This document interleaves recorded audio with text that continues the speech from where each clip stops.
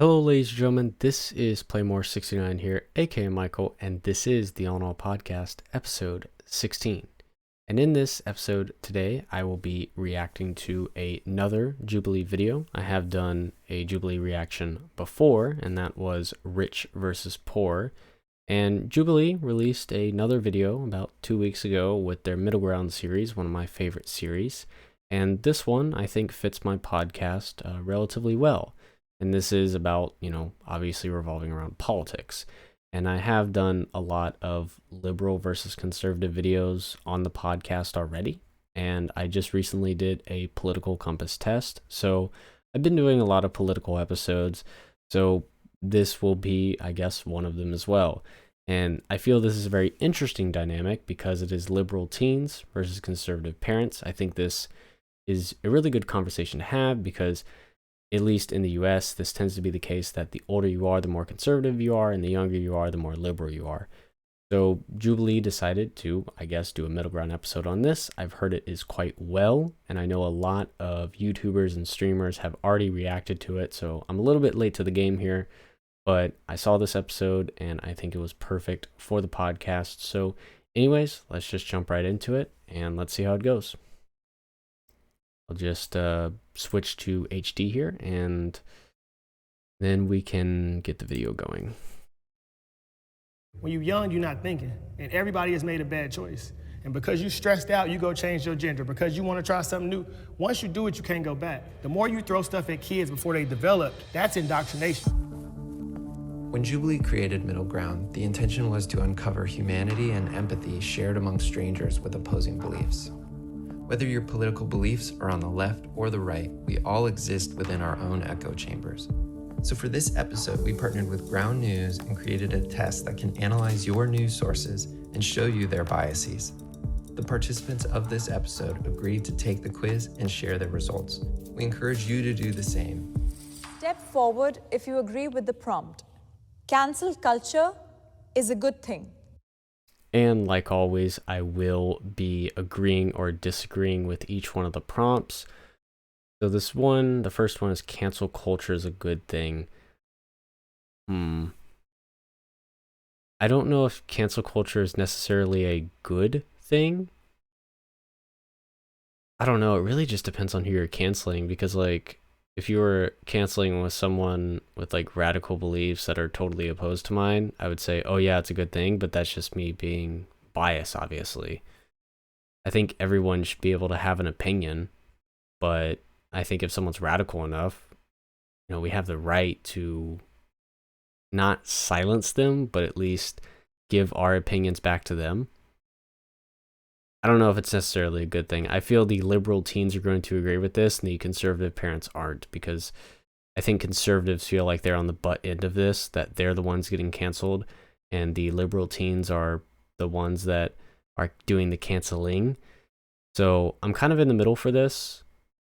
I mean, I think you have the right to, well, if we're talking about private companies online, or public companies or whatever, we're talking about companies online. I'm thinking Twitter, Facebook, they have terms of service, so they can cancel anyone who opposes their terms of service and goes against that. So I don't know if just someone, if they're following the TOS and then they have a different opposing view than you, then you could just cancel them. I don't think that should be the case. I mean, you can obviously share your opinion, but I don't know. It's a weird argument to make here, but I would say I'm kind of in the middle with this. I think it's best left up to the actual companies online, their websites, if they want to, if you go against the TOS, obviously then you should be removed. But if you don't go against the TOS, I don't think you should be removed, no matter what your beliefs are or whatever. As long as it's not going against the TOS, the website, I think, you can say your opinion just like everyone else, but people have the right to criticize it.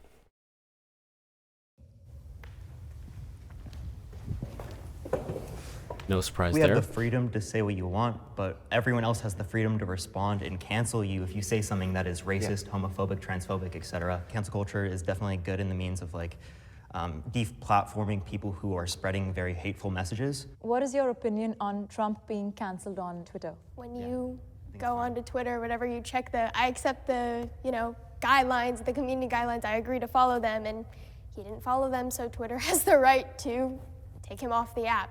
And for people that might make the counter argument that Twitter is biased and will only cancel right-wing politicians, that's not true at all. Twitter and other forms of social media have canceled left-wing activists. There is an equal balance on both sides.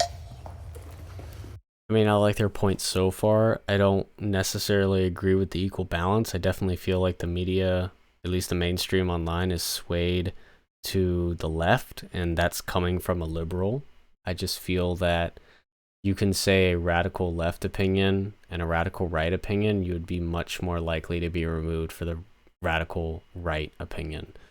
So, I don't know. I feel the media sways left, but that's just coming from a liberal. I don't know. Maybe other people feel differently, but that's just my opinion.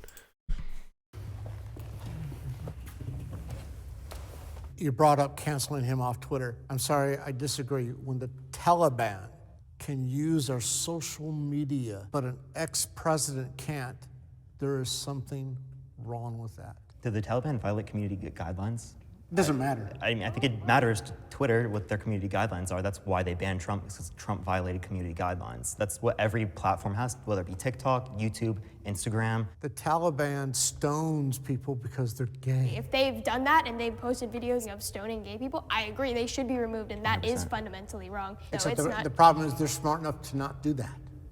Well, then okay. why wasn't Trump Then smart the enough to president not do wasn't that? smart enough to not do that, I guess. If I'm an American and I have to vote between this person, I need equal access to both of them to decide what's right. Bro, you could be a Klansman, you could say you hate black people. That's not my job to police your language. I can't expect everybody to love me and think the way I think. All y'all think different. I mean, that's totally dope. But the fact that you want somebody removed because they think differently, that could be you one day. Do you think freedom of speech is something that still exists? Okay, I just wanted to pause here real quick. A lot went down.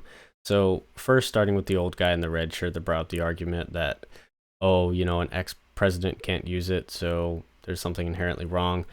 I mean, it is kind of weird, but if he did violate TOS for Twitter, then him being removed is correct. But I honestly didn't really like this this teen with the blue shirt, his argument of like, oh, the Taliban can be on as long as they don't like violate TOS. I mean, I get that, but for an extreme group like the Taliban, like I'll just give an example. Like for instance, if a known convicted pedophile, because we know the Taliban, they stone gay people, but let's just say a known convicted pedophile, whatever, got on Twitter and was able to do whatever they want, but we know they're a convicted pedophile, but they follow the TOS, I think a lot of people would want them to be removed. I don't know if they should or shouldn't, but it's like when you know someone is doing a bad thing, or you know for sure they did a bad thing, then I don't know why the website would leave them on the website necessarily, even if they didn't violate TOS.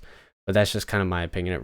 It's really up to Twitter at that point. I do agree that if someone does not violate TOS, then they shouldn't be removed. But I mean, when you know a group or someone has done something horrific, but yet is still on your website, to me, it's quite odd. But I don't know. It's up to Twitter thing. And then I kind of like what this guy said. He said about, you know, you should have the freedom to say whatever you want online, no matter whatever the website is. I agree with that. I wish it was more like that, but obviously, at least websites have cracked down to where you can't say certain things, and you know, the freedom of speech online is not really a thing anymore. You know, it's policed in some way and it's restricted in some ways, but that's up for the websites and companies to decide on. This in America? We do have aspects of freedom of speech. Like you can't go into a movie theater and yell fire. So obviously there are limits of freedom of speech. But they're picking and choosing who they're silencing and who they're letting talk. If people react negatively to what you say, it goes both ways. You can't just say Sure. that, oh, they 100%. can't. Oh, okay. Absolutely. America is becoming less and less safe. Let me think about that. America is becoming less safe. I think America is becoming more divided. I don't know about less safe, though. I guess in the times of COVID, it kind of makes sense because at least when 2020 happened and the lockdowns happened and COVID was in full force, I know that crime rate rose a lot. And in 2021, crime rate was still very high. Now, obviously, it's just January 2022, but I would say overall, yeah, America has become a little less safe because the crime has been rising, especially in 2020 and 2021. So, yeah, I guess I would agree on an empirical data level. It is becoming less safe.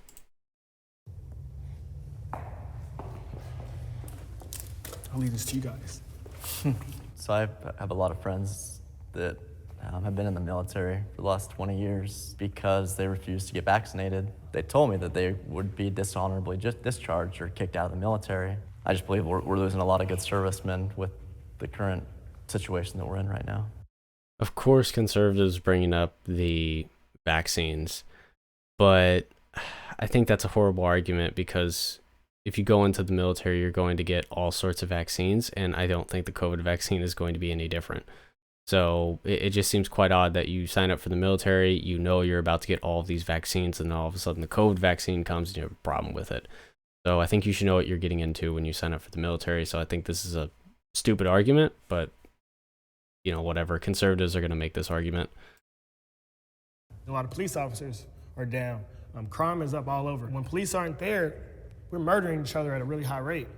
Police are in those neighborhoods because the homicide rate is high. Y'all can run around talking about police all you want, but I challenge any of these liberal kids to spend 2 weeks in the environment I grew up in, and I promise your perspective will change. The one advantage we have about being older, we've been through a threat or two. And our enemies, you know, like China, the Communist Party in China, they're laughing at us.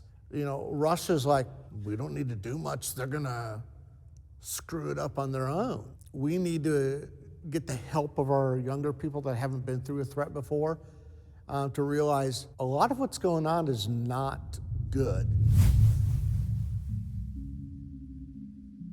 My name is Mike, I'm 59 years old, and I'm a conservative parent. You know, growing up during the 1980s, you know, that was a huge influence on me, and it formed my views, and the people that I was around is the reason why I'm a conservative parent. I think America should be more middle of the road and not be necessarily more liberal. And if anything, it should be a hint more on the conservative side, because we're gonna watch our freedoms get extinguished or encroached if we don't guard those freedoms and make sure that all of our children have a chance to succeed. I mean, I don't necessarily agree with just because America is being more liberal is that the freedoms are being encroached. I think you could still be liberal and all the freedoms be intact, but I wish you could elaborate more there, but I just don't see that. Can the disagreeer step forward? I actually wished I came up here for the agreeing section because I think I interpreted the definition of safety the same way that you guys did, but after hearing your guys' conversation, I started thinking about how our American people aren't safe in the face of like imminent like climate disasters that are coming our way, and how we don't have the infrastructure to deal with that. I actually very much agree with that, because I think we need to define like kind of like what we mean by like we're less safe now. Do we mean like there's more homicides after COVID, or like what do we mean? I would say before we got rid of half our military, half our police force, you know, slavery was legal. Whoa. Half our military and half our police force? When was this? I mean, I don't agree with that because I don't think that makes a lot of sense or holds any water, but that was a weird statement to make. The Holocaust was legal, so we can look at all of these mass atrocities and say we're doing what's right. Everybody who was a part of the Holocaust government, they were doing what Hitler said. They were doing what was right. So everybody losing their job for not getting vaxxed, and all the vax people, you got who can we control? Everybody who get the shot, that's who gonna do what we say. The enemies are coming, and we don't care about that because we wanna care about what color we should wear and pride and critical race theory. It's like no one else cares about that but us in America. That's our problem. So you think that talking about sexual orientation and all that kind of stuff takes away from the safety of our country? Who you sleep with has no merit in the real world. What is... Wow. That's actually a pretty good argument. I thought he was going a little crazy when he started talking about like, oh, well, this stuff was once legal and they're vaccinating people to control them, which I don't agree with whatsoever. But of course, typical liberal teen brings up talking about sexual orientation, which I definitely think is important, but that is a really good take to make, that it has no merit on who you sleep with in the world. That's something I haven't really heard of, or haven't heard that argument, but I definitely agree with that. Because, I think you could be prideful of your sexual orientation, but at least to me, even me being on the left, I don't really think that stuff matters a lot, like at all, really. Like, you could be prideful of who you sleep with and your sexual orientation, but personally to me, it doesn't make you a better person, and it doesn't make you any more special than the person next to you. Does it matter? Okay, let's just broaden the scope. With the coronavirus pandemic, why did it take weeks for us as a country to mobilize together to fight the public health crisis that was already affecting the nation? It was a scam to get Donald Trump out of office. It's all fake. Jesus. Okay, so he is definitely a radical conservative that believes in the pandemic. I think I heard him whisper there.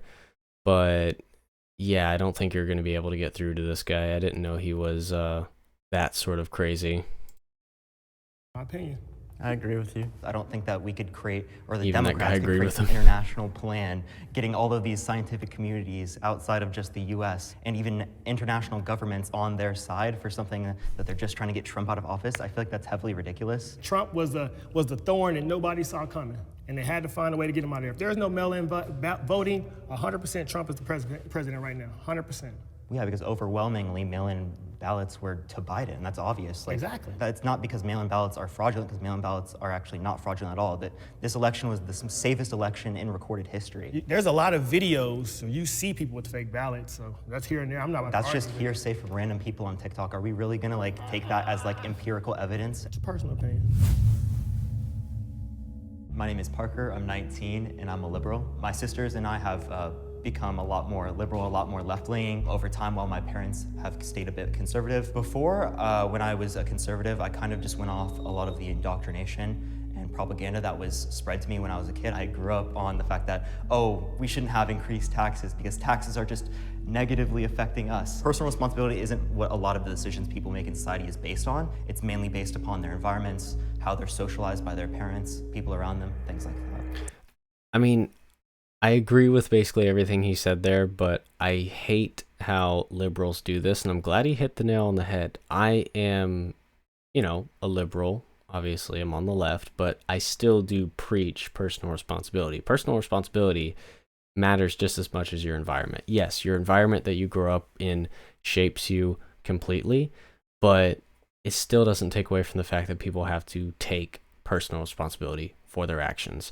You can't just say, I grew up in a poor, non-affluent neighborhood, so therefore I have to rob and steal to, gain food or whatever I'm trying to gain. I have to just rob and steal. It's what I have to do. It's no, you can take personal responsibility and maybe work your way out of that. Not everyone can, but I know that is survival bias, using myself as an example, but there are many people that are able to work themselves out of a bad situation. And I definitely think personal responsibility is something that needs to be preached more on the left. But I hate how liberals do this, is they just totally neglect the fact that personal responsibility is a thing and it's very important. I mean, yes, using myself as an example is survival bias, but I did grow up in a trailer park. I grew up in the poorest of the poor conditions, and I was at least able to be somewhat successful in my life so far.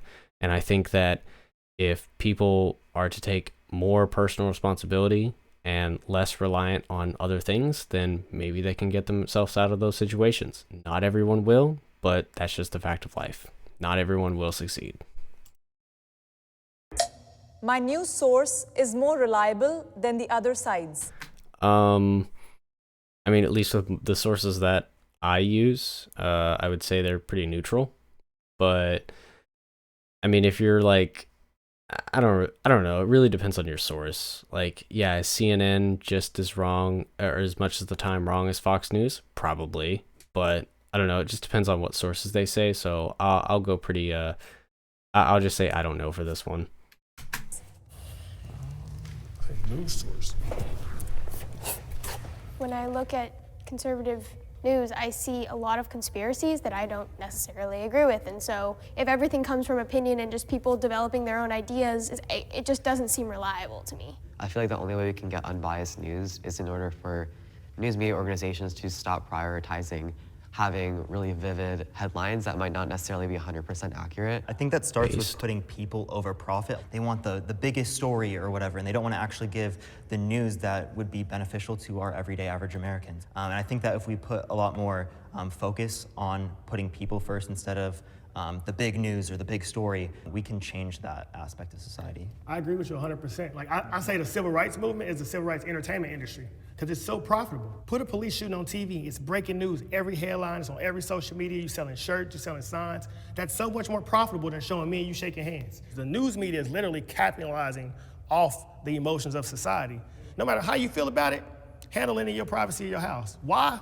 Because if you can do it on camera, somebody's gonna make $1 off of it, and that's not fair to you. I mean, I really like what this guy kind of said there is that, you know, the news media industry is really about entertainment. You know, yes, they're going to give you the news, but they're going to give it to you in a way so they can make money. And that's ultimately what we have to remember when we do watch our news and read our news, is that ultimately they're trying to make money, and that's exactly what they're doing. So we always have to remember that the news, if they were actually trying to be unbiased and give us the cold hard facts of the news, they probably wouldn't make as much money and they wouldn't get as much clicks or viewers on TV. So that's really what it comes down to, is just they're trying to make money at the end of the day. Young people today are too sensitive. Agreed. Young people today are way too sensitive, and that's coming from a person on the left. Yes, young people are way too sensitive. I mean, I don't really want to fully elaborate on this until hearing their opinions, but yeah, I'll give my opinions afterwards. Sensitive.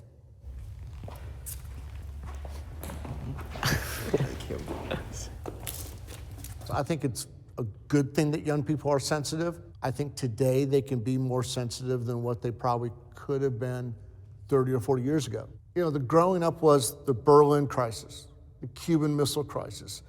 I mean, we had the threat of annihilation, you know, staring at us several times. And a lot of times I go, you know, thank God John Kennedy handled it. The country has been spoiled for so long. They're trying to make it so a man can't be a man. And if you don't let men be men, then things start crumbling. Society crumbles, families crumble, and broken homes start happening. And kids need their fathers. So 36% of kids don't have a father. So every boy is, well, my mom is mad at me, my dad don't love me, my dad don't care about me.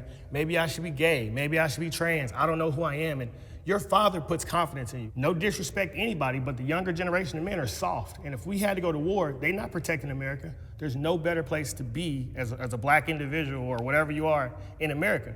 Go to the Middle East right now and say you gay or you trans and see how they treat you. Yeah, just to add to the conservative parents' points there, I kind of agree with them of what they said of these younger generation really haven't faced any adversity, because the last really big tragedy in the United States that, you know, shook the United States was 9/11, you know, the last big one. And, you know, looking back at it, it's 21 years ago. Most people, or most young, actually all the young teens in the United States weren't even born yet.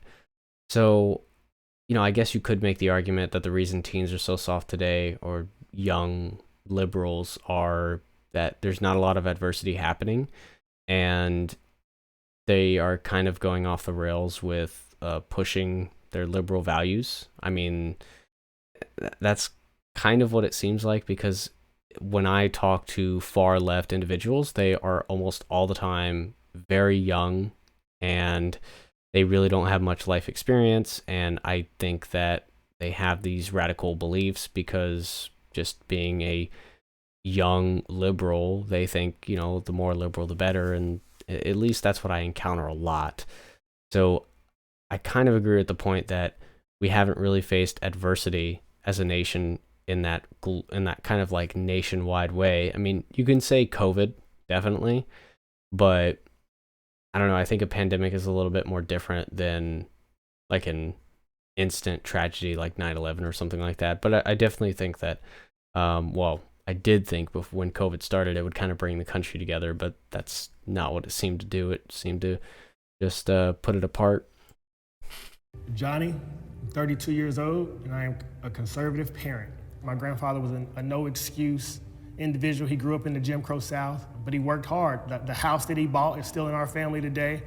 He had a garden in his backyard. If you step past a certain line, he got on you. So to watch the men before me who really could have been lynched for stepping out of line, who really could have went through a hardship for not doing what society said, the worst thing that can happen to me is I get a mean tweet or a dislike. So I gotta fully embrace who I am, and I know I can create anything with my 2 hands and feet. Yeah, even though that guy is a very radical conservative, I definitely see that he takes a lot of personal responsibility with his situation and doesn't like complain about it. And I think that's something that I admire a lot because, you know, I complained a lot about my situation growing up until I realized that maybe complaining was not the best thing to do. Maybe taking personal responsibility and doing something about it is the best thing to do, because if there's one person that you have to rely on every day in life, is yourself. And that's the only person that you can rely on every day. You can't rely on your parents, your brother, your sister, anyone in your family, the government, no one like that. You have to rely on yourself. And that's why personal responsibility is so important. And I think this guy definitely preaches that. And I would have to say, like, a lot of his conservative beliefs, like the pandemic and about Trump and, you know, those radical beliefs, definitely don't agree with that. But I definitely agree with him on the personal responsibility points. I'm Hannah, I'm 17, and I'm a liberal. I really want equality for all, and the liberal policies that have been passed side more with my values of equality for those who are on the LGBTQ, those who are on the gender spectrum. Something about conservative parents that I don't like is whenever I come across them, they seem to be very rooted in their ways and not willing to listen to someone who's a teenager like me. They think more like, oh, because I'm older, I have more knowledge, which is not necessarily always the case. It's not necessarily always the case, but I feel that the younger you are, the more ignorant you are. Like, you might have, you know, a lot of knowledge, but you don't have a lot of experience, so you can't relate that knowledge. So I guess I can give an in real life example. As I've talked about before, I've been through college. I have 3 degrees, and I'm quite young. I'm 21 years old. Not a lot of 21-year-olds have 3 degrees. And you would think that it would be quite easy to get a job. It's actually not, because, you know, they look at my resume and they're like, oh, you have 3 degrees, you have all this knowledge, but you don't have a lot of experience. So knowledge and experience go hand in hand. And maybe the older you get, the more knowledge you don't really gain, unless you're actually seeking out and trying to gain knowledge. But the one thing you do gain is experience. And I think a lot of young people discredit experience.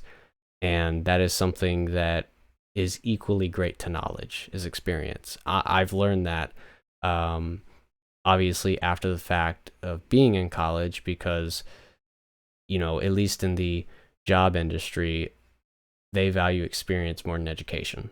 So they value experience more than knowledge, in a sense.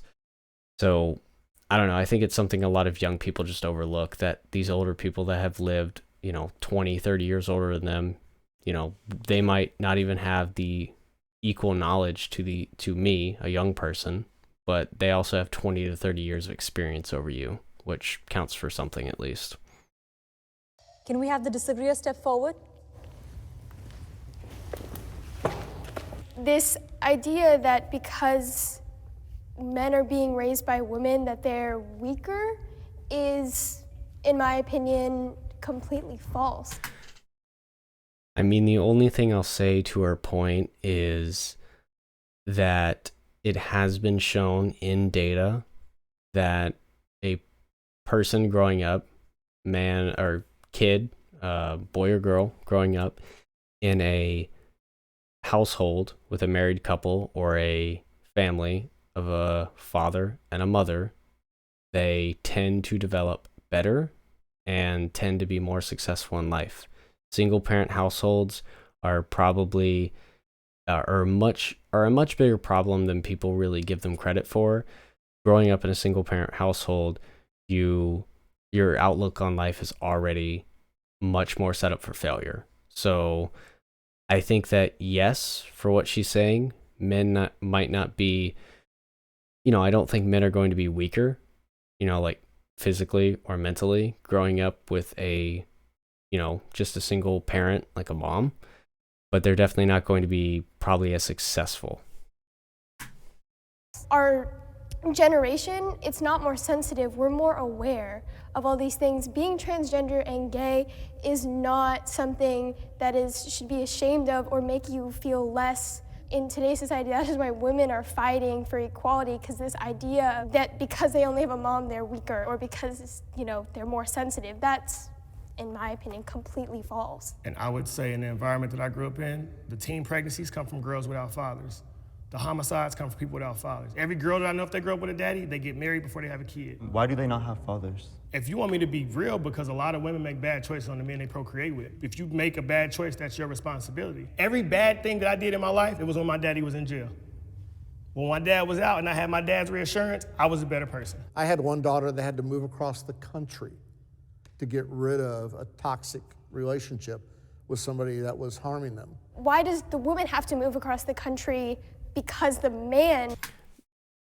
Man, I hate to say this, but that liberal teen right here is very annoying. I mean, I agree with her on a lot of her points, but Jesus Christ, I don't know what it is about young liberals are just so annoying.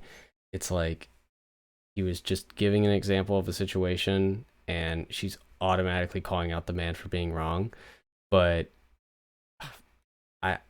just to give a counterexample, if he said he had a son that had to move across the country to get away from a toxic wife, she would have not said anything. I mean, I get it. You're trying to preach your values here, but damn, that is just, it just reminds me of like 2016, short-haired, blue, fat, SJW woman. But, that's just, she's very, I think she's a lot more left than she comes across, at least when she has these little outbursts when it comes to things, or she just might be young and trying to preach her values on every subject.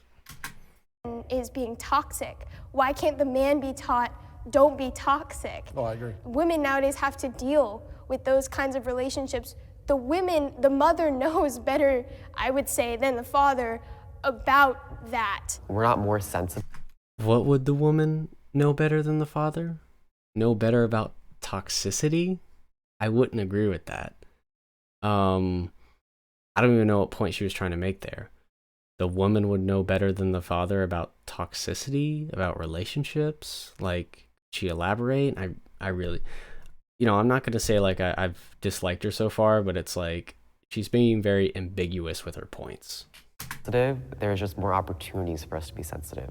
You can say like 15, 20 years ago, there weren't videos of black men being shot by police all over the internet. Now that that's there, people are more inclined to feel a certain way or take a stance on that topic. Do you think it would be more beneficial to show police also interacting with white guys? Because more white guys get killed than black guys by cops. If you look at the amount of white people and the amount of black people, there are going to be more white people killed because there are more white people in America. The percentage of black people that are being killed is higher than the percentage of white people.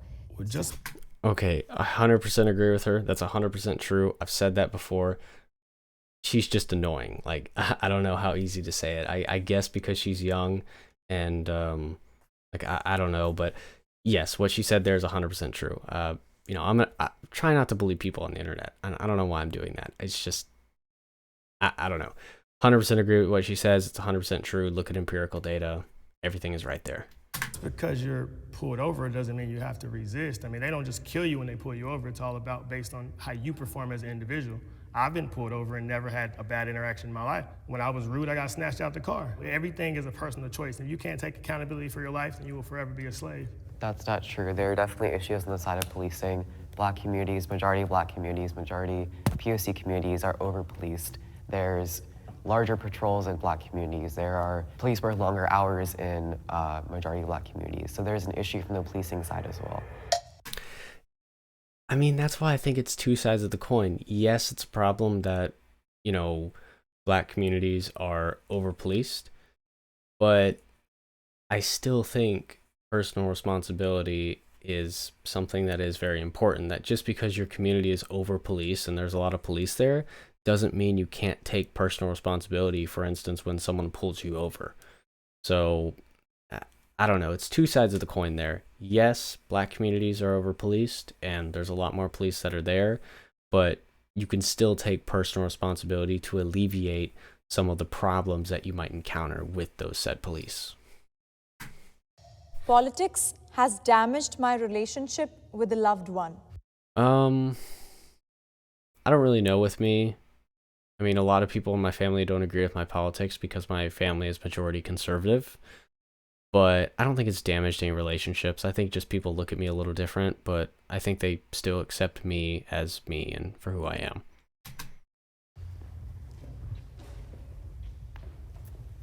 I'm sure you could relate to this as well, but in the Asian community, there's a lot of anti-blackness. So with the advent of the Black Lives Matter movement this past year, having conversations with my parents was really difficult, especially around the nuances of racial justice and sort of like what the movement was fighting for and how to articulate that in like the very closed mindset that my parents had. A lot of my family voted for Trump in the past election, and I don't necessarily agree with that. I don't like to say this, but it made me view their morals a little bit differently, and they're willing to adapt and change was so different, and I was just like shocked because I wanted to understand their side and really talk about it, and I was met with, "You're wrong, and we don't want to talk about it," and that kind of really damaged just kind of the way I looked at them. Yeah, I definitely agree, and I also think that it just made me less willing to expend the energy to have political or like just like any like hard conversations with my parents or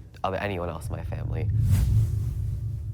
My name is Rithwick, I'm 18 years old, and I'm a liberal. I grew up in a low-income immigrant household, and I think the systems that are in place right now aren't sufficient enough to support people, Americans like myself or my family.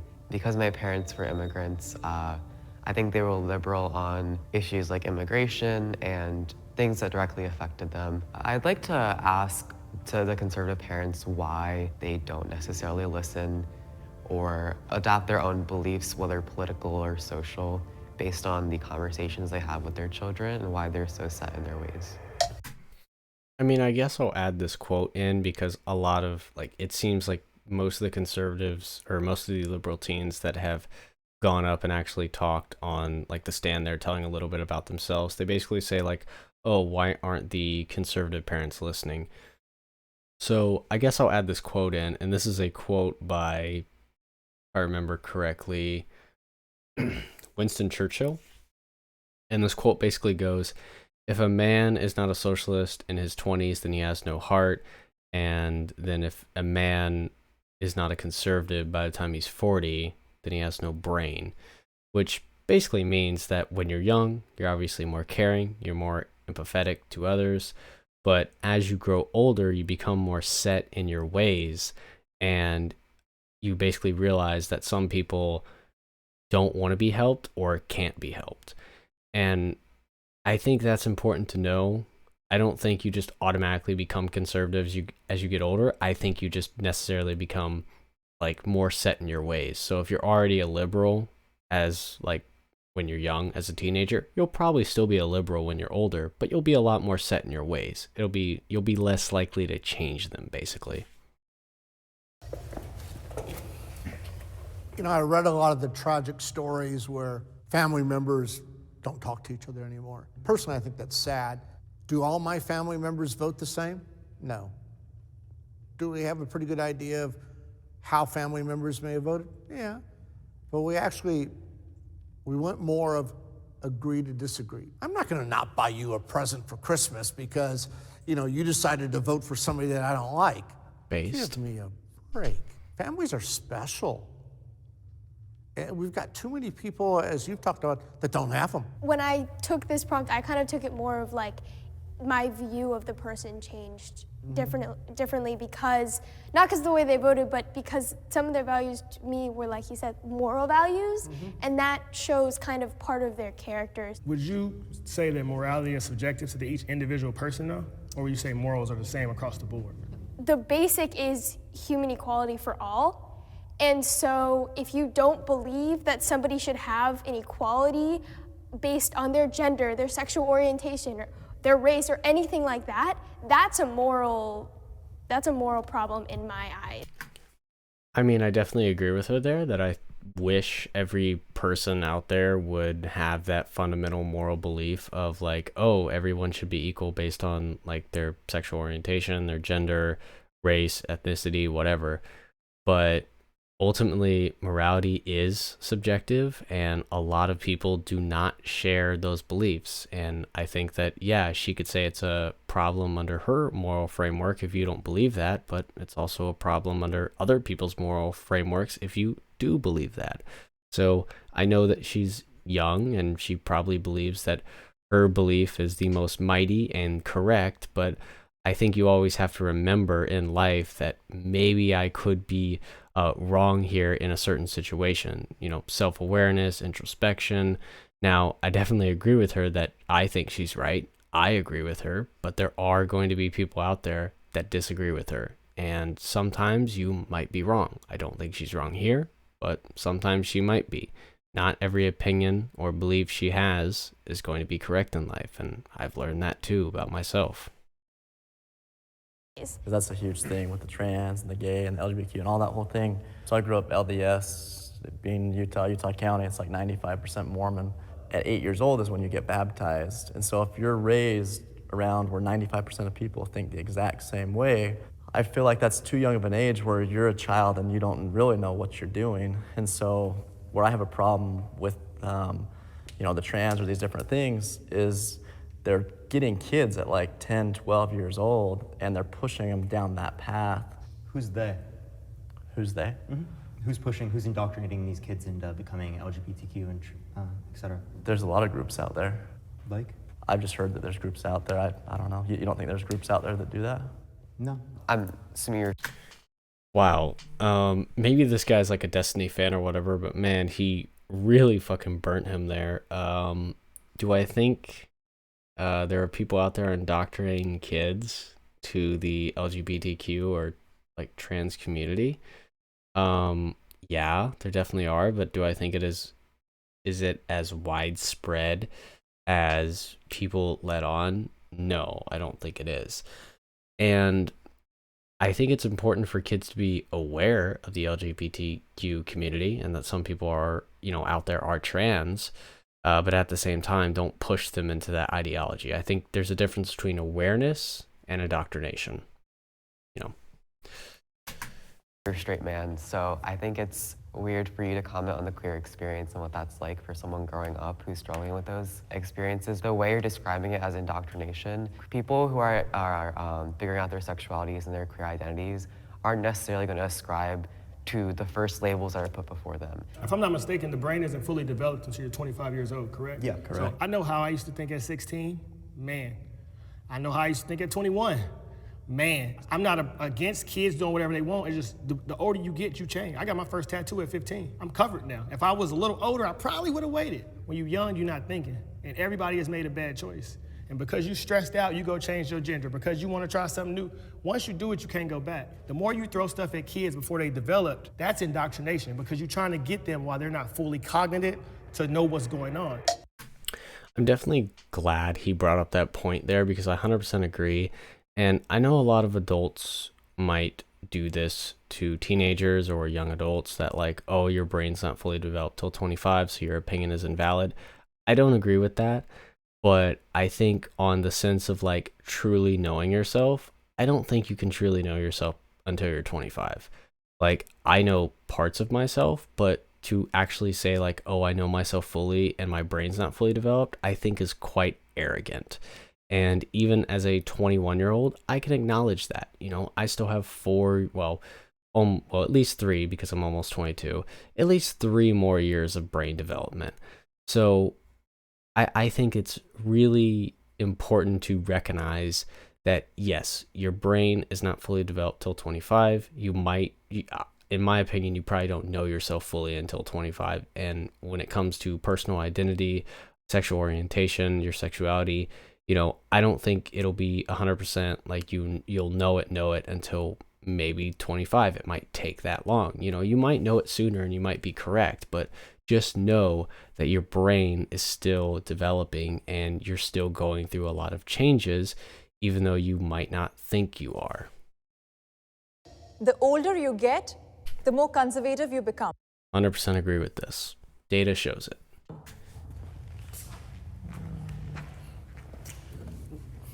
When I got older and I had kids and I had a family, I actually started reading policies. Everything about me changed when I became a father because I had a reason to. And I'm sure you would agree with that. Yeah. As I've gotten older and the environment we're in right now, I feel like they're trying to cancel the Constitution. They're trying to cancel Christianity. I mean, most teenagers are liberal. I was liberal when I was teen. It's fun. Culture is liberal. So when you're younger, you're going to be a part of culture. Right. When you're older, you're trying to raise your family. You don't have a time to care about what LeBron James said or who did that. Just when you mature, you value what's around you. My name's Sean. I'm 36 years old, and I'm a conservative parent. My dad's kind of my idol. I've seen him basically build a very successful life and seen how simple he's lived his life through prayer and through just basic conservative principles. Being raised up LDS or Mormon, I saw a lot of just judgment, and so I don't necessarily believe that. Oh man, he's 100% right on the bias scale. That's crazy. You have to be in a religion, but I do believe in prayer. I've been all across the board as far as the way my life has gone, and at my happiest times, I've lived by conservative values. Building off of what you're saying about teenagers, we're a different generation, and so we view the world differently, and I think that's probably why you've seen more teenagers be liberal, because we just view the world that way, but I don't think it has anything to do with No, my generation, I was liberal too when I was a teenager, and all my friends were too. And when you're a teenager, life is fun. It's just totally, you kick it, you party. So that's what I'm saying. I get the teenage. As you grow, you either can run away from responsibility or embrace responsibility. When there's real things going on, you start looking at life a little different.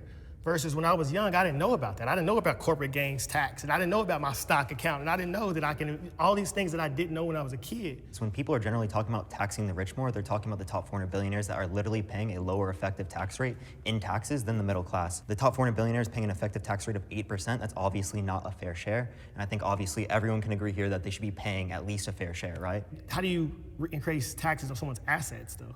Most of those billionaires aren't. Unrealized capital gains is how they're specifically trying to do it now, but it would be through long-term capital gains, because a lot of the people who are paying those taxes, they're paying capital gains tax rate. There's also tax loopholes that have been lobbied into Congress by big corporations and big businesses lobbying politicians. So I think many people know about my take on the taxes. That's where I am very liberal or on the left about, is that yes, what most rich people do, and he's specifically speaking about the top 400 billionaires, is that, basically they follow the same rule. Buy, borrow, die. Where you buy stock, you borrow usually from a bank money, and then you die. And so this is where you don't sell any of your stock because you'll have to be paying taxes on it. I would definitely agree, or definitely probably say that there should be the tax loopholes closed, because I think that the tax loopholes usually favor the over wealthy. The majority of wealthy people can take advantage of those tax loopholes while the poor can't. I definitely think the tax loopholes should be closed. And I also would probably get rid of borrowing, or I would want to have the borrowing restrictions across the board for all rich people. So basically, if they want to actually have money, they would actually have to sell their stock and pay taxes on it. That, I think, would be the best way to do it. But that's just what I would say for that unrealized capital gains tax. I mean, that doesn't just hurt the billionaires, that hurts anyone who has stock in the stock market. So that would hurt even the middle class or upper middle class folks that even have a little bit of stock in the stock market. You would have to be paying taxes on it, even if you don't sell it. So I don't necessarily agree with that. to get whatever they want. So if you get older and you work yourself off and you become a multimillionaire, you deserve to pay more because other people didn't work as hard as you? But it's not because other people didn't work as hard as me, it's because we, as a society, want to give everyone access to things like basic necessities like healthcare, education, have everyone have an equal opportunity. We don't have that right now. You can have equal opportunity of a baseline, but the outcome would still be different because every individual is going to work different levels, Well, correct? obviously, yeah. Right, so I think that's where we are as a society. I was able to pull it off. I graduated high school with a 1.9 GPA. I don't have a college degree.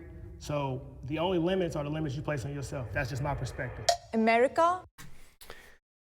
Okay, at least for their final comments there is that, yeah, you know, we want equal opportunity for people, but we'll never have equal outcome. So I think that is something that maybe, well, at least he agreed with, but it's something that I think a lot of liberals don't want to agree with, is that, yeah, some people are going to outwork other people, some people are going to be richer, and that's just how it's going to be. But yes, we want to give equal opportunity to everyone. And at least for the final prompt here, this is America is the best country in the world. Would I agree with it? Probably not, because at least on all metrics, or at least all metrics that matter, I don't think America ranks #1 in. I mean, I think we rank #1 in gun ownership, and that's about it. But I don't think we rank #1 in like things like healthcare and standard of living and equality and all that. I don't think we rank anywhere in those. If we rank #1 in one of those, I guess you could say America is the best country. But I think the only #1 we're in is like gun ownership. Is the best country in the world? Of course, the conservatives I think come up. despite all of our challenges and problems, when you look at all the other countries of the world, everybody is still trying to come here. The way I can talk out loud, the way I can feel myself, the way I can express myself fully as an individual, it ain't many places black men can go do that outside of America. 3 years ago, when I got into the court systems and the different rights taken away from me and government control and government power. And so when you have that stuff stripped away from you and you realize most other countries don't have the freedom that America has. America has been the greatest country ever, and I think it will continue because of a lot of good people that stand up for the right things. All right, see what the liberals say. I think I would like to ask the question, what is America the best at? I think we just was talking about the freedoms that we have here versus what they don't have in other countries. So what about places in Scandinavia that actually have higher amounts of freedom? They have better democracies than we do here, higher quality of life, higher median income. They have healthcare systems that are more efficient, that take care of everyone in their population, more access to education. But when you look at the big picture, everybody wants to come here. Millions of people are not trying to get into Scandinavia. Why? Because we have more opportunity than any other place in the world. We don't even make the top 25 in women equality. But we have a better opportunity to do something about it compared to other countries. And I would love it for Europe to open their borders the way we have and see if you can get people from other parts of the world to do mass migration to Europe. I was going to mention Scandinavian countries as well, but I think it's also important to address that Scandinavian countries are very homogenous, racially, socioeconomically. They don't face the same geographic diversity that we have. What you were mentioning with the fact that we have the opportunity to write with women inequality, why is that not happening? It's because the way our democracy is set up, our Congress is literally in a gridlock right now, as it has been for so many past sessions of Congress.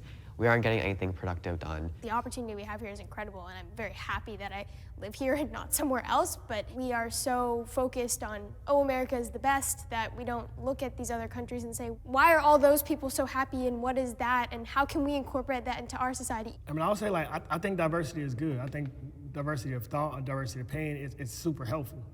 It's really easy to get clogged up into this groupthink. So I don't expect anyone else to agree with me or feel the way I feel. I just expect you to respect my right to feel this way. I respect your right to feel this way, and we keep it moving. 100% agree. I couldn't agree more, actually. Awesome. That's Okay, and that's the end of the video, it looks like. I definitely think that this guy I agree with the most with. He seemed very level-headed. He seemed quite based, I would say, because I agreed with a lot of what he said. He wasn't really annoying, and he made a lot of good points. I think she was, she's 17, so let me not just be too rude about her, but she was quite annoying, at least when she made her points. She seemed to speak up a lot. This guy, definitely a DDGer. I I would think he's a Destiny watcher because he seems to be like debate lord mode all the time, at least challenging this guy on certain points. But I mean, overall, I think at least with the last point they made with, is America the best or not? It is quite weird when you think about that America, a lot of people still want to come here, and we still have like over 1 million immigrants every single year migrating to the United States, but not trying to migrate to other countries. And that's really to do with America allows a lot of migrants. We're like the #1 most migrated to country in the world. And obviously liberals just want to increase that. But I think that shows that America, even though we might not be the best, but we still have a lot of opportunity here, and a lot of people still want to come to America at the end of the day. So I think that's about the end of the podcast. Doing another reaction to a Jubilee video. Obviously, the original video will be down in the description below. And also, I want to give a big thanks to Jubilee for allowing creators to react to their videos. So I think that was about it for this episode, guys. If you had any sort of comments or questions or any video topic ideas, please leave them in the comments down below. Thank you so much for listening. I hope you enjoyed it. And until next time, see ya.